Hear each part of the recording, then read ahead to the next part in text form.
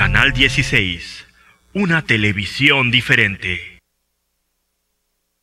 Grupo BX presenta De Viva Voz, entrevistas, análisis y opinión. Los temas actuales de Tabasco en la voz de sus protagonistas.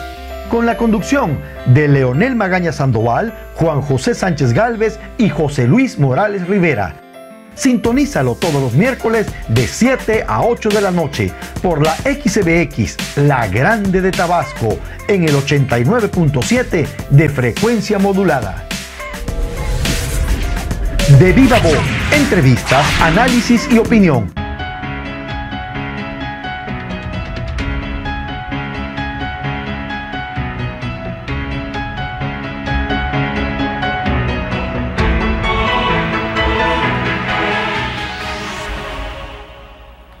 Hola, ¿qué tal? Muy buenas noches. Yo soy su amigo Leonel Magaña y esto es De Viva Voz, su programa de todos los miércoles de entrevistas, análisis y opinión.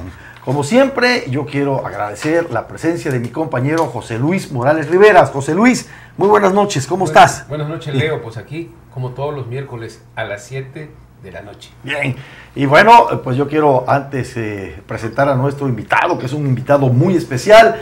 Agradecerle como siempre a todos nuestros amigos del equipo de producción del Grupo BX que hacen un enorme esfuerzo para que esta emisión de radio y televisión pueda llegar hasta sus hogares. Recuerde usted que por radio estamos transmitiendo por la XHBX 89.7 frecuencia modulada y por televisión puede usted sintonizarnos por canaltvx.com. Pero si usted va por ahí en la radio, recuerde, manejando 89.7 FM. Si está en casa o trae su celular a la mano, también puede solamente escucharnos escribiendo xhbx.com o si quiere la imagen, canaltvx.com y de esa manera podrá ver la transmisión de televisión.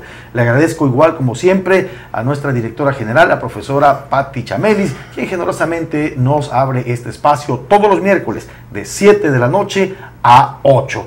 Y hoy tenemos un invitado verdaderamente especial, un gran amigo mío, un gran amigo de Tabasco, una persona que va a poder hablarnos de viva voz, del personaje, creo yo, más importante del siglo XX y de principios de este siglo XXI y que recientemente, el pasado viernes 25 de noviembre, falleció tranquilamente ahí en su hogar, en su cama, sin mayores problemas. Me refiero a Fidel Alejandro Castro Ruz. Todos ustedes saben quién es. Su muerte ha desatado a nivel global una gran polémica. Muchos opinan que era un terrible dictador y echan pestes en su contra. Desde luego, muchísimos otros hablan de que fue un revolucionario, un gran héroe que resistió a lo que él llamaba el imperialismo yanqui a lo largo de 47 años y nunca logró ser derrotado. Y el invitado de hoy es el doctor Miguel Gumersindo Fernández Marco. Él es cubano, él vivió allá, estudió allá, trabajó allá y conoció de cerca a Fidel Castro Ruz. Mi querido doctor, le agradezco enormemente que nos haya hecho el favor de estar hoy aquí para que podamos tener una visión de quién fue Fidel Castro Ruz, pues de alguien, de un compatriota, de alguien que se formó allá, de alguien que conoce perfectamente la isla, porque déjenme agregar que mucha gente habla de Fidel Castro y bueno, ni siquiera han visitado la isla o han leído ni siquiera un artículo sobre él, solamente de oídas. Lo que la gente tiene de oídas, agarran, hablan y opinan, particularmente en redes sociales. Se ha vuelto una enorme polémica y desde grandes políticos, historiadores y hasta el ciudadano común y corriente, todos opinan. Claro, eso sin duda nos marca la estatura de Fidel Castro. Todo el mundo habla de él. ¿Qué tal? Buenas noches. Buenas noches. ¿Qué puedo decir? Me recuerdo en una recepción, llegó un escritor húngaro norteamericano llamado Taxul y le dijo: Fidel, quiero escribir tu biografía. Y Fidel le dijo: no hay problema. No importa que me pintes como un demonio, pero sé objetivo en lo que escribes. Lamentablemente, veo una división de opiniones. Por una parte, no me crea ninguna situación. Mi teoría es que cuando tus enemigos dicen que tú eres bueno, entonces preocúpate. Pero cuando tus enemigos dicen que tú eres malo, es que eres bueno. Esa es mi posición. Vengo a esta entrevista y te lo agradezco, y agradezco a la emisora, porque en general soy de las personas que el dolor lo digo callado. Creo que los dolores son internos, pero en este caso, cuando se habla de Fidel Castro, creo que debemos dejar atrás un poco algunos artificios e ir al grano. Estamos hablando de Fidel Castro, de Cuba y de una muerte. Entonces quisiera empezar hablando del filósofo Sastre. Decía Sastre que si vamos a morir, entonces ¿para qué vivimos? La pregunta es, si Fidel iba a morir a los 90 años, el pasado 25 de noviembre, entonces ¿para qué vivió? Vivió porque se planteó algo histórico. Cuba era el burdel de los Estados Unidos. Al triunfar la revolución es lo que da origen al desarrollo de Las Vegas y el desarrollo de Cancún. Pero todo eso junto era Cuba. Asumió el poder y nos llevó hasta donde estamos hoy. ¿Cometió errores? Sí. ¿Hizo cosas que se podía haber hecho mejores? Sí. Pero la pregunta es, ¿existe el hombre perfecto? Entonces, si no existe el hombre perfecto, entonces recordemos a Martí. Si tú no tienes decoro para hacer, entonces al menos cállate ante las personas que tienen decoro. Y veo una serie de personas haciendo descalificaciones, hablando cosas. Yo le pido de favor, le ruego, déjennos enterrar a nuestro líder y después seguimos en el debate.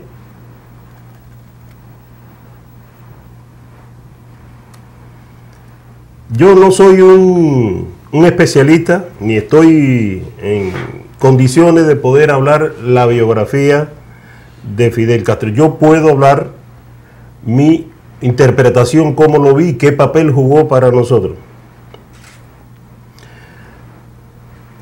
Cuando yo era niño tenía buena voz y me recuerdo que un día me llevaron a cantar a un liceo que era de blanco. Yo tenía 8 años, pero entré al liceo por el baño, no me dejaron entrar por enfrente. Eso me marcó. Yo dije, ¿por qué? Entonces eso me marcó. Y Fidel llegó a La Habana el 8 de enero del 59.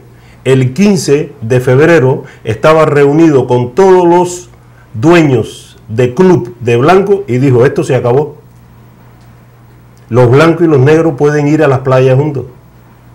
En los parques de Cuba, los blancos giraban en un sentido y los negros giraban en el otro sentido. Dijo, esto se acabó, todos somos iguales. Después aprendimos de que administrativamente no se pueden tomar decisiones que tienen un carácter ético, pero de todos modos nosotros disfrutamos eso. Y tengo que ser honesto, muchos amigos blancos se alegraron de esa medida. Es decir, ese racismo no puede decirse que lo había como hay en los Estados Unidos o en Sudáfrica. No era así. Era una cosa un poco más esto. Yo soy enemigo de la inflación del verbo, no me gusta hablar mucho y mucho menos de cosas tan íntimas, porque allá en Cuba hay un pueblo que lleva 4 días llorando. Entonces no quisiera abusar de las palabras. Yo tuve la posibilidad de hablar directamente con él 3 veces. 3 veces. La primera vez fue en la Unión Soviética. A mí me dieron la tarea de analizar por qué no se podían hacer termoeléctricas utilizando la turba. Porque ese era lo que querían la parte soviética. Y Cuba lo que quería era desarrollar una termoeléctrica atómica. Entonces todo el problema estaba en la fuente energética, si se podía utilizar la turba o no. La turba es un lodo que existe en las costas entre la tierra y el mar. Es un lodo que si se seca se puede convertir en un combustible con un 40% de calorías. Entonces la tarea que me dieron fue esa. Estuve trabajando y un día me dijeron a las 5 de la mañana, tienes que exponerle el tema. Yo llevaba un escrito de 3 páginas porque me habían dicho que ese era el tiempo. Y no sé, se entusiasmó y tuve que presentarle el trabajo que llevaba en 45 páginas. ¿Qué recuerdo de esa entrevista? Un hombre extraordinariamente interesado en las cosas que se le plantea, con un método para conocer la esencia de las cosas, y eso hacía que el que iba a hablar con él tenía que prepararse muy bien. Es falso que gritaba, es falso que manejaba método coactivo, al contrario, no daba espacio para poder conversar, así lo recuerdo.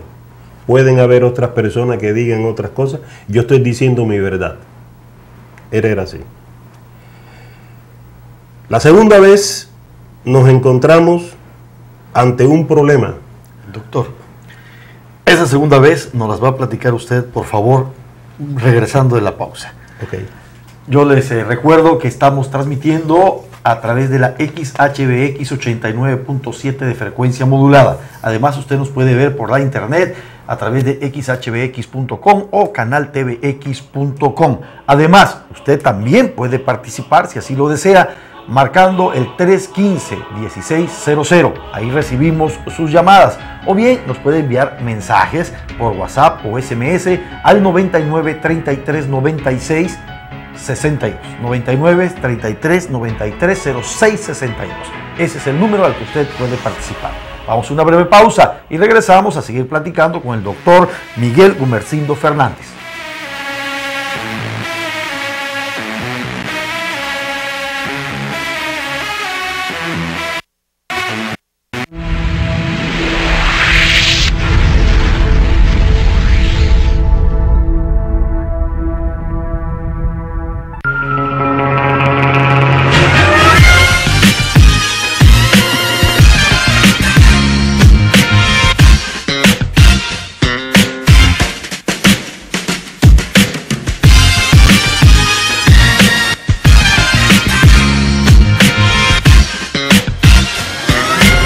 TVX Canal 16, una televisión diferente. Su amigo Luis Valencia Thomas les invita a sintonizar Fuente de Vida Eterna, ofreciéndoles un remanso espiritual con mensajes de amor, paz y esperanza. Acompáñenos los sábados a las 3:30 de la tarde en el programa Fuente de Vida Eterna. No te pierdas martes y jueves Tercer Estado, un programa de análisis y comentarios políticos, económicos y sociales. Aquí, usted y nosotros analizaremos el tema que a todos los tabasqueños y mexicanos nos interesan, con el periodista Abiud Pérez Solán y el abogado Oswaldo Bocanegra López. Tercer Estado, no te lo pierdas.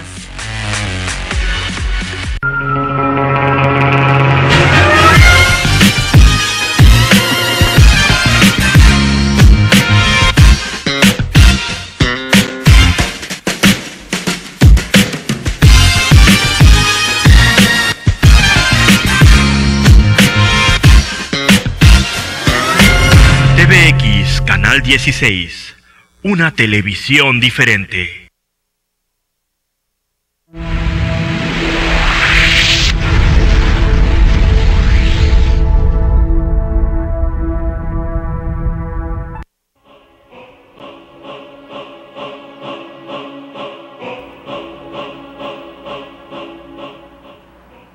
Estamos de regreso en De Viva Voz. Estamos platicando con el doctor Miguel Gumersindo Fernández, cubano, el cual nos estaba platicando de sus vivencias allá en la isla, de las veces que él personalmente convivió con Fidel Castro. Recuerde que usted puede participar llamándonos al teléfono que tenemos en cabina, que es el 315-8600, o bien puede enviar mensajes de texto al 99 33 93 06 62. Doctor, sí, nos decía usted que en una segunda ocasión volvió Era un debate sobre transferencia de tecnología. Y yo explicaba que generalmente cuando uno adquiere una tecnología, trata de buscar la tecnología de avanzada, una tecnología que se caracterice por X cantidad de innovaciones, por cierta fundamentación en patentes, porque de lo contrario compré una tecnología que moralmente es obsoleta. Sin embargo, en las condiciones de Cuba de bloqueo, eso no era suficiente.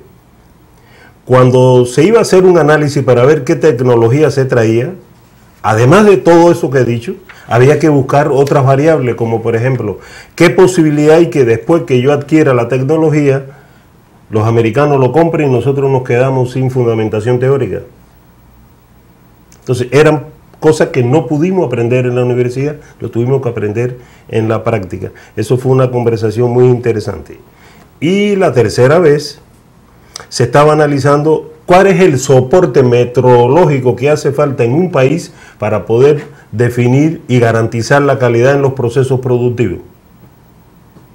Eso era un tema extremadamente importante porque el patrón del metro está en Inglaterra.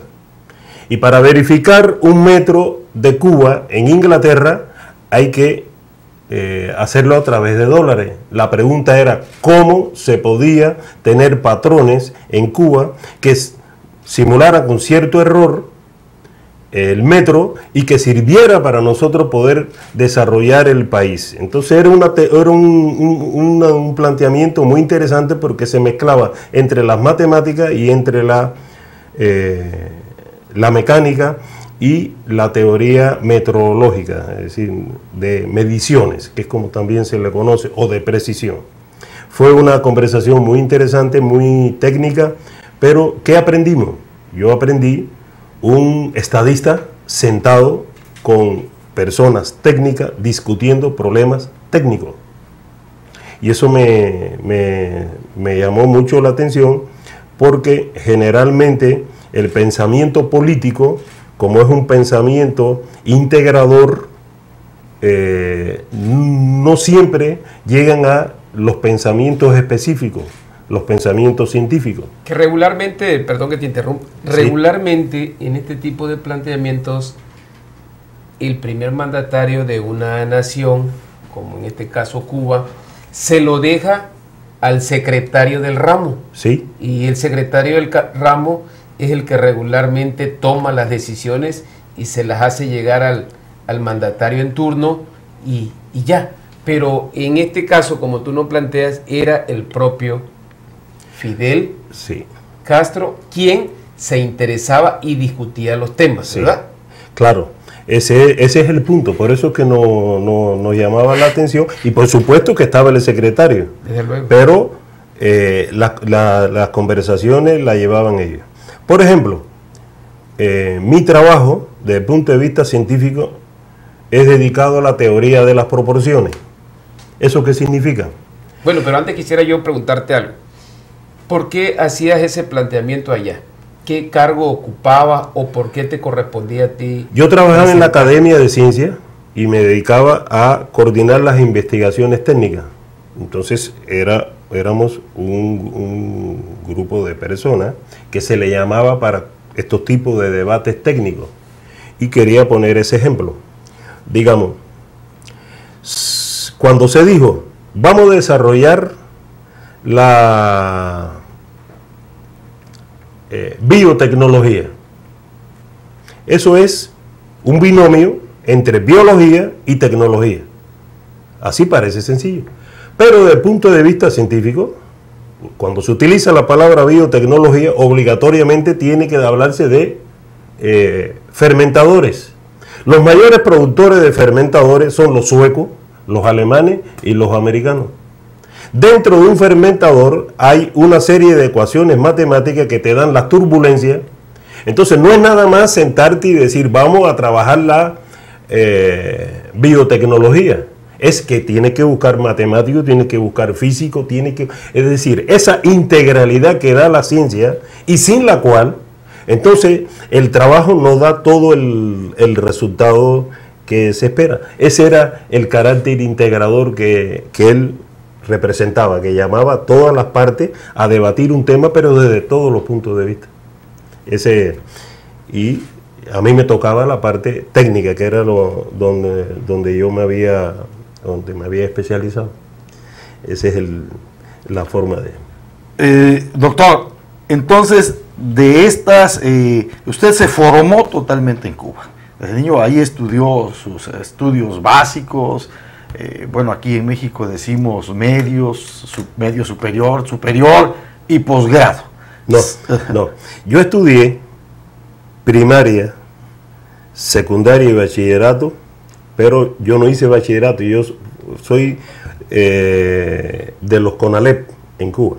Ok, el equivalente al CONALEP. El equivalente al CONALEP. De ahí me enviaron a la Unión Soviética. Allá estudié el nivel superior. Y de ahí usted regresa a Cuba. Ajá. Y entonces el nivel superior lo hice allá. ¿Por qué? Porque yo soy la segunda generación de jóvenes que fueron a estudiar a la Unión Soviética. Y ustedes hacen lo que aquí en México lo marca hasta nuestra Constitución para la educación pública. El país, tu nación, el gobierno, te patrocina los estudios. Sí. Y cuando tú ya estudiaste, tú le regresas a tu país, a tu patria, retribuyes ese patrocinio de tus estudios, evidentemente con esos conocimientos que traes y regresas y trabajas en tu país para el progreso de tu nación. Sí, eso es así. Eso es así. Es así. No hay que... Incluso, por ejemplo, si tú vas a hacer el doctorado, tú no escoges el tema. El tema se lleva a debate a una organización. Por ejemplo, si en el caso de Tabasco se le da al Instituto Tecnológico de la Universidad Tecnológica del Golfo la especialidad de trabajar todo lo que son las tecnologías petroleras, entonces los temas de doctorado en tecnología petrolera hay que coordinarlo con ellos. ¿Por qué? Porque tiene que haber cierto orden en los doctorados. Cuba no se podía dar el lujo de tener un doctorado que no le iba a ser útil al desarrollo. Algún beneficio. Claro, tenía que haber un vínculo. Es lo que aquí en México, mi querido José Luis, y tú lo sabes porque eres catedrático, llamamos la pertinencia. La pertinencia. La pertinencia de los estudios, pero además se ha debatido por largo tiempo y no se ha hecho realidad el asunto de que las universidades se coordinen con el sector productivo para que los estudios que den les sean útiles. Así es. Vamos a ir a una breve pausa. Yo le recuerdo que estamos platicando con el doctor en filosofía Miguel Gumersindo Fernández Marco. Él es de Cuba. Usted también puede participar marcándonos al 315-8600. Ahí recibimos su llamada. O nos puede enviar mensajes de WhatsApp o SMS escribiendo al 99 33 93 06 62. La pausa. Regresamos.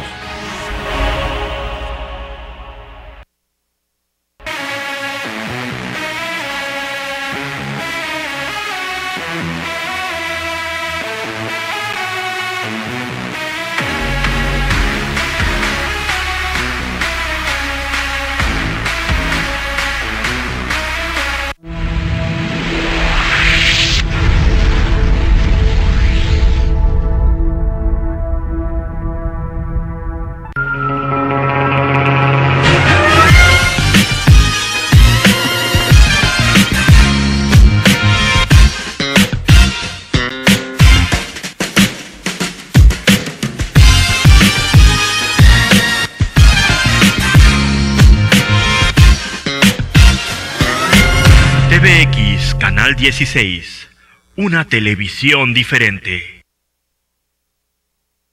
Su amigo Luis Valencia Thomas les invita a sintonizar Fuente de Vida Eterna, ofreciéndoles un remanso espiritual con mensajes de amor, paz y esperanza. Acompáñenos los sábados a las 3:30 de la tarde en el programa Fuente de Vida Eterna. No te pierdas martes y jueves, Tercer Estado, un programa de análisis y comentarios políticos, económicos y sociales. Aquí, usted y nosotros analizaremos el tema que a todos los tabasqueños y mexicanos nos interesan, con el periodista Abiud Pérez Solán y el abogado Oswaldo Bocanegra López. Tercer Estado, no te lo pierdas.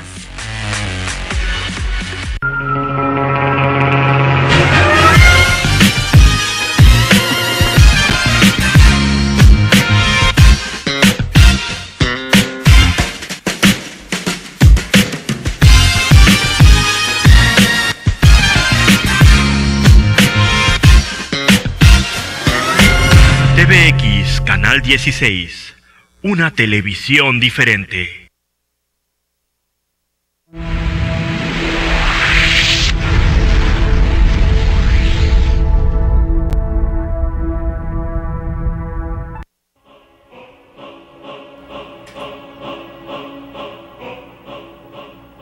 Estamos ya de regreso en De Viva Voz. Les recuerdo que estamos platicando con el doctor Miguel Gumersindo Fernández. Él es de Cuba y estamos platicando del tema que es la polémica en todo el globo. ¿Quién fue Fidel Castro Ruz? José Luis, tú tenías una pregunta que ya venías ahí elucubrando en la pausa. Sí, yo tengo infinidad de preguntas, pero me llama la atención dos principalmente, doctor. Tengo entendido que ustedes diseñaron el motor de combustión interna.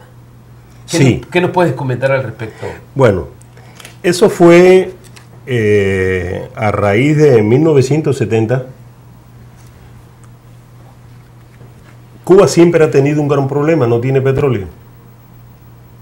Entonces teníamos que buscar motores que tuvieran una alta potencia, pero que consumieran poco combustible. Y se dio la tarea de diseñar un motor que se le denominó motor taíno. De hecho, todavía algunos hay funcionando. Pero en el proceso de diseño del motor nos dimos cuenta que es algo extremadamente complejo. Por ejemplo, las camisas de los cilindros son circulares, pero los pistones son ovalados, no son circulares. Hacer eso en una máquina es algo extraordinariamente difícil. Y hicimos motores, pero no logramos la calidad que pensábamos que se podía tener. Un motor que sí funcionaba, ¿eh? Entonces, en un momento de crisis, de problema, teníamos independencia desde el punto de vista de motor, lo hicimos. Pero desde el punto de vista técnico no era compatible. Yo me recuerdo que en los análisis comparativos lo comparamos con los motores Nissan de 240 caballos de fuerza y en cuanto a potencia daba lo mismo, pero en los consumos el motor cubano no tenía todas las características como para competir. Pero estamos hablando en igualdad de condiciones, pero en situación de crisis, en situación de bloqueo, la economía no se iba a parar, teníamos un motor. Y ese era el objetivo.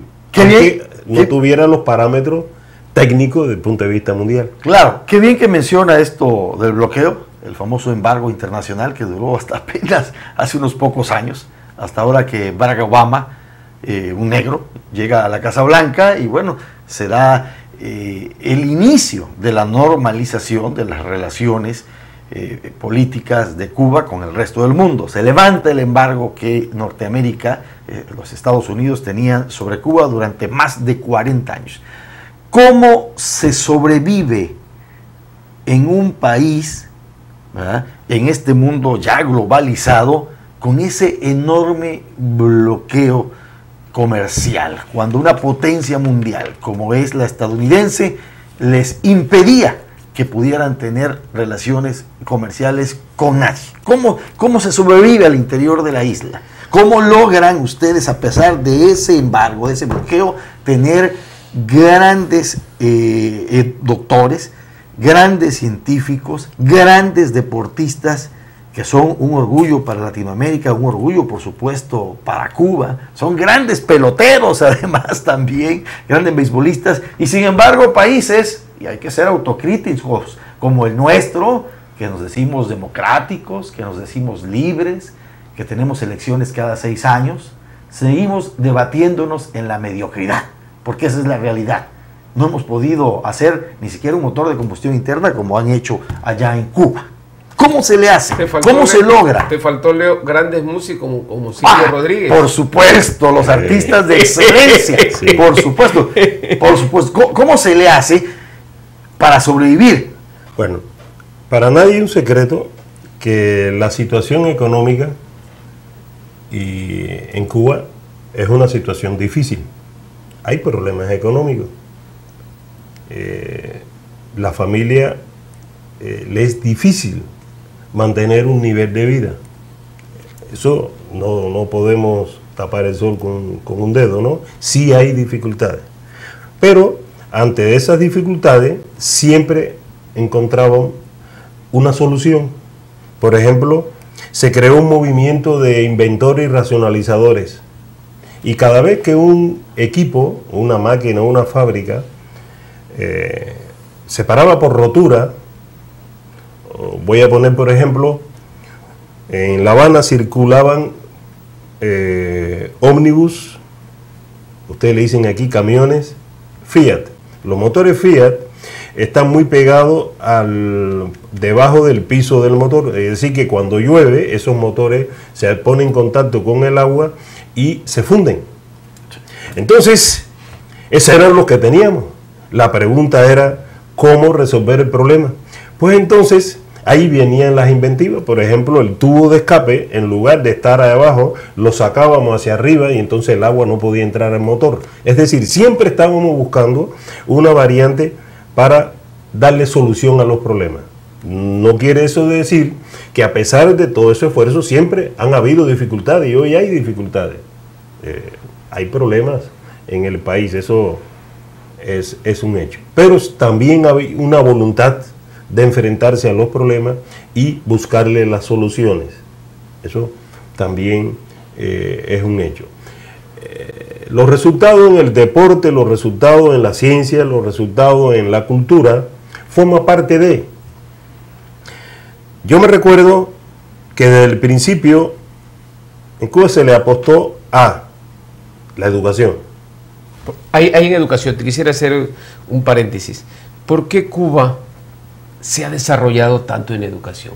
¿Cuál sería el secreto? Por lo mismo, dijimos, bueno, para poder sacar el país de la situación donde está, se necesitan hombres de ciencia.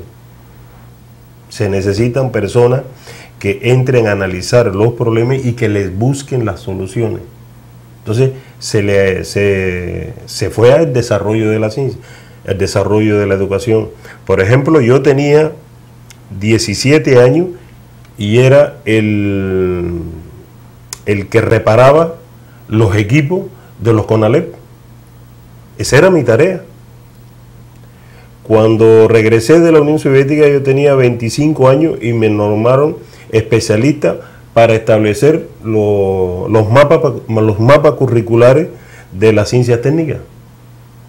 Es decir, estábamos preocupados porque el currículum de una materia tiene que estar vinculado con el desarrollo económico del país. No puedo estar hablando de una cosa. No puede haber un divorcio. No puede haber divorcio, eso no puede ser. Entonces, había que hacer ese trabajo de crear mapas curriculares donde el egresado de las universidades tuvieran conocimiento de lo que hacía falta para la economía, es decir, para ser útil. ¿Es obligatoria la educación en Cuba? Sí, es obligatoria.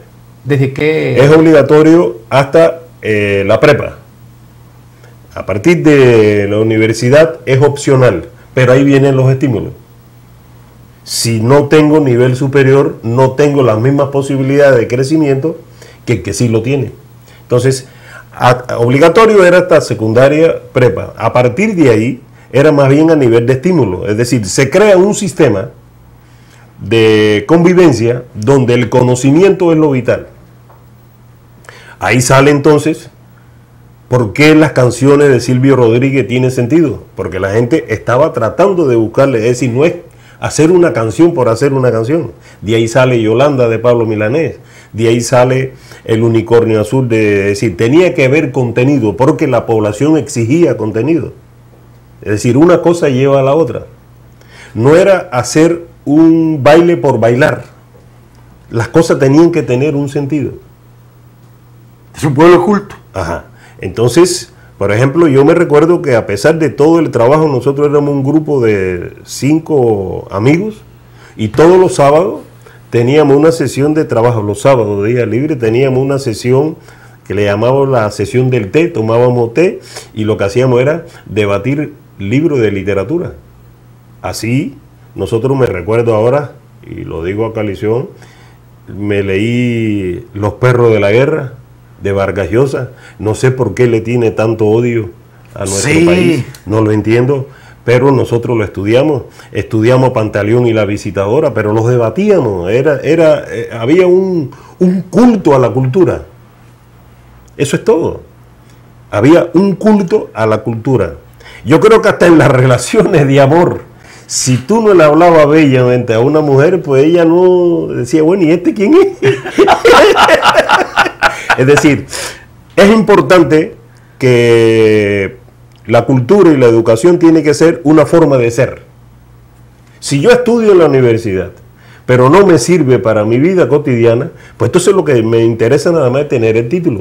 La grandeza de Fidel Castro, aparte de su inteligencia, de ser el primer comandante de Cuba, de haberlos liberado de muchas complejidades que tenían de los norteamericanos, ¿cuál sería para ti la grandeza real, interior de Fidel? Para mí, su amor al pueblo. Su amor al pueblo. Por ejemplo, me recuerdo cuando un barco que traía armas de Francia, le hicieron un sabotaje y murieron 101 cubanos.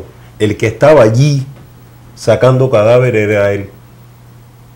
Personalmente. Sí, ahí, con todo el mundo, como uno más. Y no era populismo, como diríamos aquí en México. Porque esas son las interpretaciones de los que no hacen nada. El gran problema del populismo es el que no hace nada. Pero me das una respuesta sui generis. Ajá. ¿En qué sentido? En que los otros gobiernos o los otros gobernantes, cuando ven que su pueblo se está hundiendo, es porque no tienen amor al pueblo. Yo pienso que por lo menos están un poco separados de él. Por lo menos. Que no debería de ser. Desde no debería de ser. Yo creo que ese para mí era lo fundamental. Su amor al pueblo. Si me dice algo, su amor al pueblo, expresado de muchas formas. Por ejemplo, me recuerdo cuando la muerte de Che. Hay muchas especulaciones que si él fue el que lo mandó a matar. Esas son cosas que son inexplicables, cómo ese tipo de opiniones llegan a conclusión. Pero a mí tampoco me afecta eso. Hace poco estuve hablando con un filósofo argentino, Néstor Cohen, y llegamos a una conclusión que el enemigo más grande que tiene la izquierda en América Latina es Hollywood. Porque sí, Hollywood te fabrica estereotipos de personas. Y si yo quiero ahora, la mejor persona es malo y la peor persona es buena. Por ejemplo, Brad Pitt ahora es una víctima, pero Fidel es un dictador. Entonces, esa manipulación no estás haciendo muchos daños, o hace mucho daño. Entonces yo diría que es ese, el vínculo, la sensibilidad. Cuando estalló un avión y murieron 73 cubanos entre ellos el equipo de esgrima que tenían 12 años. La actitud de él, y para mí, el discurso más, por lo menos el que más a mí me llenó, que él dijo: cuando un pueblo valiente y viril llora, la injusticia tiembla. Creo que nos llenó a todos los que estábamos allí porque veíamos una injusticia. 30 años después, ese mismo hombre que hizo el sabotaje tuvo el coraje de ir a Panamá a la primera reunión donde se invita a Cuba por primera vez a la reunión de las Américas. Y todos los jóvenes cubanos que estaban allí se levantaron y se fueron del edificio. Dijeron: nosotros no podemos estar donde hay un hombre que hizo un atentado donde murieron tantos niños. Entonces esa actitud consecuente, eso se aprendió ahí. Vamos a ir a nuestra última pausa para regresar a la recta final en De Viva Voz. Estamos platicando con el doctor Miguel Gumersindo Fernández. Regresamos.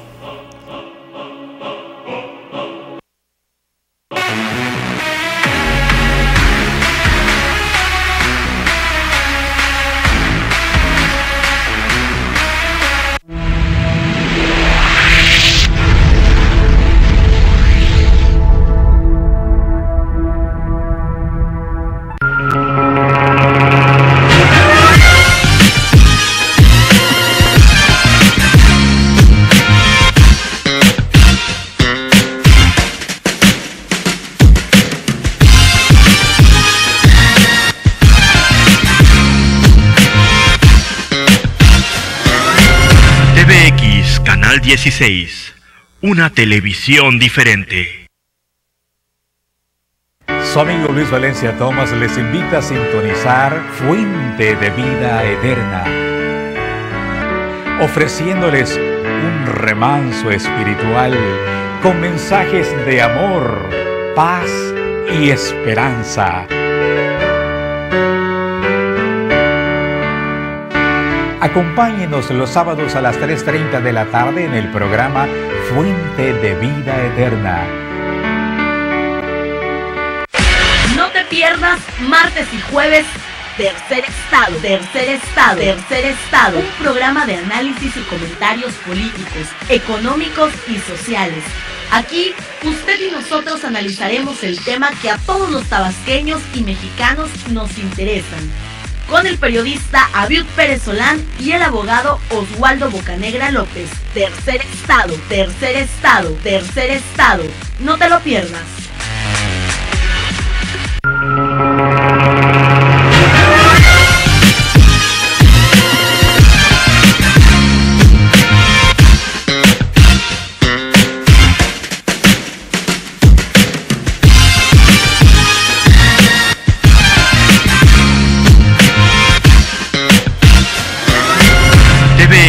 Canal 16, una televisión diferente.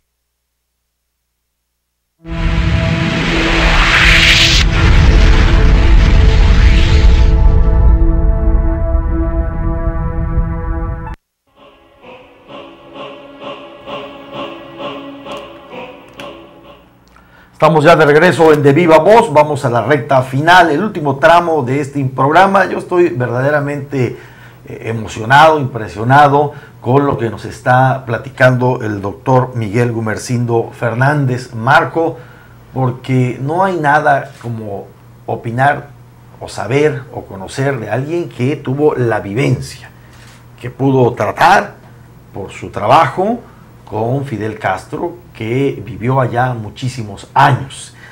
Y esto me lleva, doctor, a preguntarle, ¿cómo se le hace? O sea, ¿qué pasa para que un pueblo como el cubano, con tantas carencias, con tantos problemas que enfrentar, con el asedio del imperialismo yanqui, como decía Fidel Castro, de esta enorme potencia que querían doblegar a ese pueblo, porque hay que recordar, como bien arrancó e inició diciendo muy claramente el doctor, era el burdel de Estados Unidos, Cuba, y Fidel Castro va allá, parte de México por cierto, el Grama, llega, hace la revolución, triunfa, y un país que era un burdel lo convierte en una nación desarrollada, un pueblo culto, nos decía hace rato, donde hasta para enamorar a una dama hay que ser culto y saber decirle algo bonito. ¿Cómo se hace para mantener lo que aquí diríamos en México, la cohesión, la unidad de ese pueblo? Sabemos desde luego que hay quienes se fueron. Por ejemplo, ¿usted por qué no se fue cuando se fue a Rusia después de estudiar? ¿Por qué no abandonó a Cuba y con esos conocimientos tan valiosos que le pudieron haber pagado miles de dólares en cualquier otro país, se pudo haber ido? Porque un hombre tan preparado como usted no abandonó a su país. ¿Por qué regresó a trabajar ahí con carencias? Bueno, lo primero es lo siguiente. Mucho se especula sobre las teorías ideológicas. Y en realidad, yo creo que las ideologías están por arriba de las propias ideologías. Si me preguntan por qué esa unidad es unidad alrededor de la historia. Ustedes tuvieron aquí momentos históricos que hicieron que este pueblo viviera unido. Por ejemplo, en 1810, el planteamiento de Miguel Hidalgo era ir a una revolución, pero liberarse para seguir bajo la tutela del rey de España. Efectivamente. No fue hasta 1813 cuando Morelos escribe ese documento, El sentimiento de la nación. Los sentimientos de la nación, efectivamente. Ese es un documento que es la identidad mexicana. Y todas las escuelas, desde los niños, desde preescolar, ese debería ser un documento que le diera sentimiento de mexicano. Allá también había ese planteamiento. Por ejemplo, ¿quién nos enseñó a pensar? Félix Varela. Félix Varela era cura, pero todos nosotros sabemos que la persona que nos enseñó a pensar, en que introdujo los métodos el positivismo, la forma de razonar en la enseñanza, fue Félix Varela. Nos enseñó a pensar. ¿Qué nos enseñó Martí? Martí nos enseñó que éramos cubanos. Y Fidel dijo, somos cubanos que pertenecemos al mundo, tenemos que estar al nivel del mundo. Es decir, son momentos históricos. Entonces, eso es lo que te da la fortaleza de luchar, y etcétera. Por ejemplo, ustedes tuvieron un Porfirio Díaz. En su primera etapa, dirigió a México rodeado de generales, pero en su segunda etapa, dirigió a México rodeado de científicos. Efectivamente. Entonces la pregunta es, ¿por qué esa parte no forma parte de la educación? Porque fue un momento importante. Justo Sierra, que fue uno de los científicos, es el hombre que muere en 1911 en España, y Madero, el presidente Madero, llora su ausencia, porque era un gran hombre. Esos son sentimientos que forman a los jóvenes. Por ejemplo, yo me recuerdo que cuando Fidel dio la noticia de que Lichea había muerto, la forma en que lo expresó, eso era una clase, nos enseñó a sufrir la pérdida de una gran persona. Hoy las noticias dicen que cuando Raúl Castro salió en la televisión, todo el mundo sabía que iba a decir algo. ¿Por qué? Porque había una forma. Entonces, ese vínculo de los sentimientos con la realidad, los sentimientos con la realidad, con la historia. México está llena de esos momentos. Y México puede también, y tiene la forma, y aquí hay muy buenas personas que pueden lograr eso que se hizo allá. Yo creo que la base de todo es la historia. ¿Tú nos dirías en este momento que no hemos sabido capitalizar esos momentos? Yo diría que no lo hemos trabajado totalmente. No lo hemos trabajado totalmente. Por ejemplo, se fundó un PRI en 1929. Pero después hubo un Lázaro Cárdenas, el general Lázaro Cárdenas, que se dio cuenta que un partido no puede vivir si no tiene vínculo con la base, y creó entonces la Federación de Campesinos, la de... La CNOP, la CN. Sí, la creó. Entonces, son momentos cumbre del país. ¿O acaso vamos a menospreciar el discurso de Colosio, que para mí está entre los 20 discursos más importantes del mundo, cuando dice, veo un México? Yo creo que aquí hay muchas cosas con las cuales se puede crear una identidad como allá se hizo. Se trabajó eso, pero se trabaja desde la niñez. Es decir, pueden decir algunos, bueno, es que allá no se ve película de los Estados Unidos. Sí, sí se ve película de Estados Unidos, pero con ojo cubano. No se ven las cosas con ojo norteamericano. Ese es un... Doctor, perdón, aquí llega un mensaje, le saludan, dice Fidel fue un gran líder, que no se dejó manejar por los Estados Unidos, es un ejemplo para el gobierno mexicano, nos dice alguien de Cárdenas, del municipio de Cárdenas. Yo quería decir lo siguiente. Pero yo te quiero hacer una preguntita, a ver si te da el tiempo y el espacio, doctor, con todo respeto. La llegada de Trump a la presidencia de los Estados Unidos, ¿qué representa para Cuba? ¿Es positivo, es negativo? ¿Va a haber perjuicio? ¿Va a haber un retroceso a la economía? ¿Se van a alejar las inversiones que ya estaban vistas para llegar a la isla? ¿Qué nos puedes comentar? Mira, mi planteamiento es el siguiente. Hillary y Trump, los dos pertenecen al 0.1% de las personas más ricas de los Estados Unidos. Yo no veía gran diferencia entre uno y otro. No se trata de que los demócratas tenían un gobierno de izquierda. No, los dos eran igual. No nos olvidemos que fue la Clinton la que dijo que había que atacar Irak. Y allí se mintió, ella era senadora. Y allí se mintió. Se dijo que Hussein tenía armas de destrucción masiva. Y no era cierto. Y acabaron con... Entonces, la pregunta es, para Cuba, desde mi punto de vista, no había una gran diferencia, porque los dos son de la misma y los políticos responden a interés económico. Doctor, ya digo, ahí nos quedan 4 minutos, pero rápidamente. Ahora, un momentico, quería hablar de Trump. Trump sorprendió a todo el mundo, menos a algunos.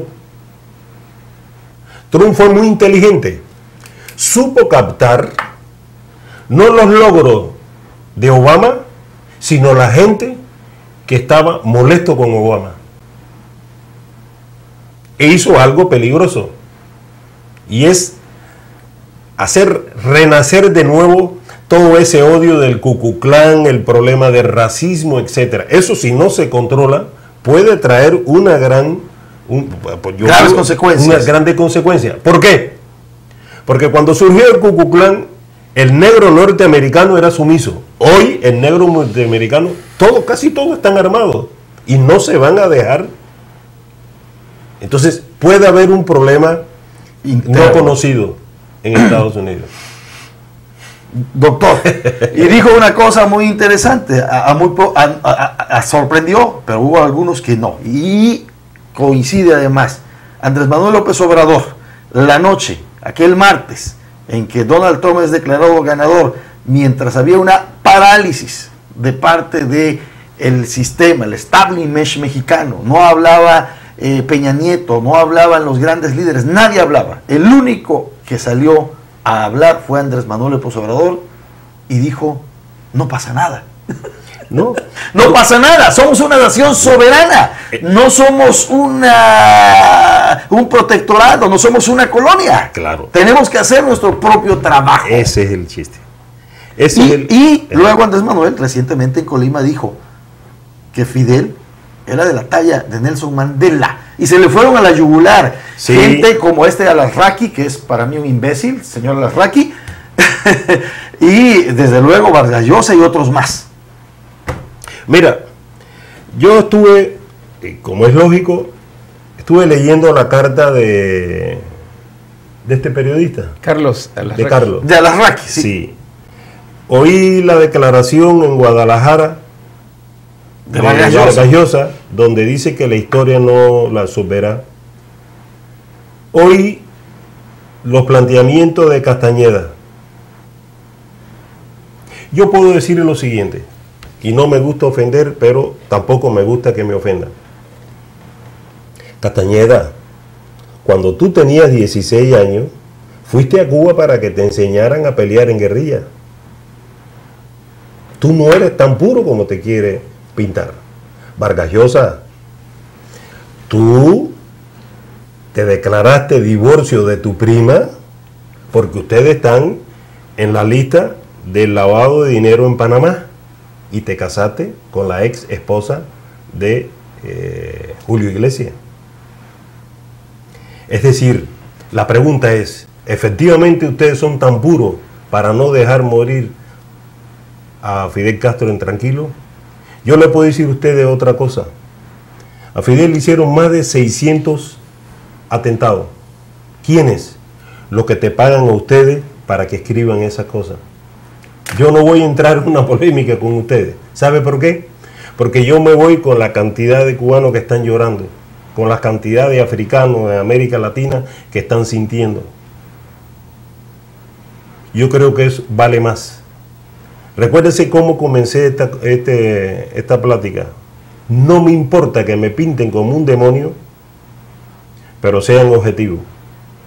Y lo que veo es un odio de prepotencia. Vargas Llosa, si tú eres un hombre tan inteligente y eres un hombre tan lúcido, ¿por qué perdiste las elecciones en Perú? ¿Por qué?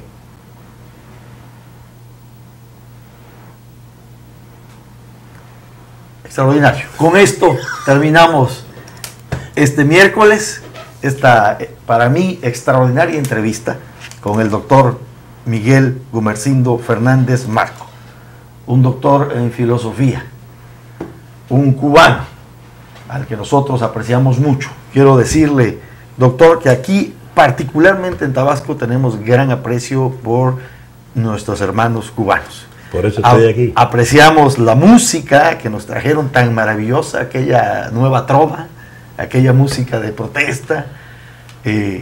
Y bueno, ustedes son bien recibidos aquí. Dice que hay hasta una canción al respecto. Sí, yo creo que faltaron muchas cosas para la siguiente entrevista, ¿no? Platicar sobre la relación de Cuba con Rusia, esa universidad de los pueblos de Patricio Lumumba. Patricio Lumumba, claro, desde luego. Y desde luego, a mí me dio clase una maestra cubana, que no puedo decir lo mismo del doctor Miguel Gumersindo Fernández. Por la plática, una excelente plática. De la cubana no puedo decir lo mismo. Está en la Universidad Juárez Autónoma de Tabasco y verdaderamente tiene todo mi concepto muy distinto al doctor. Doctor, eres bienvenido.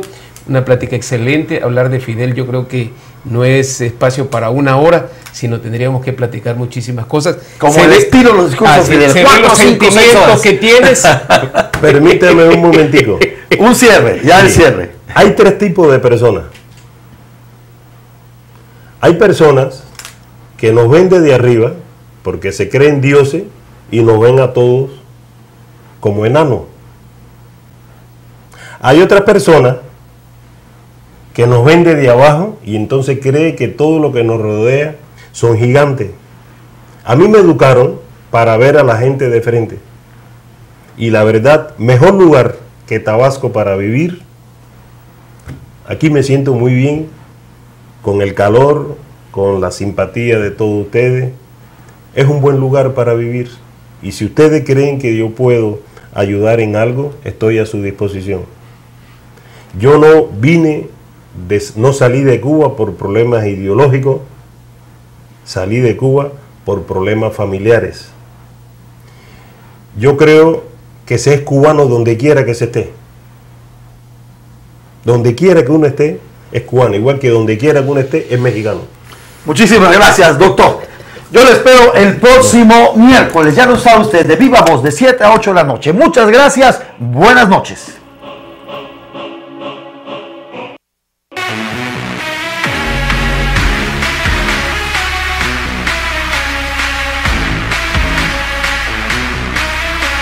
OVX presentó De Viva Voz. Entrevistas, análisis y opinión. Los temas actuales de Tabasco en la voz de sus protagonistas. con la conducción de Leonel Magaña Sandoval, Juan José Sánchez Gálvez y José Luis Morales Rivera. Sintonízalo todos los miércoles de 7 a 8 de la noche por la XBX, La Grande de Tabasco, en el 89.7 de frecuencia modulada. De viva voz, entrevistas, análisis y opinión.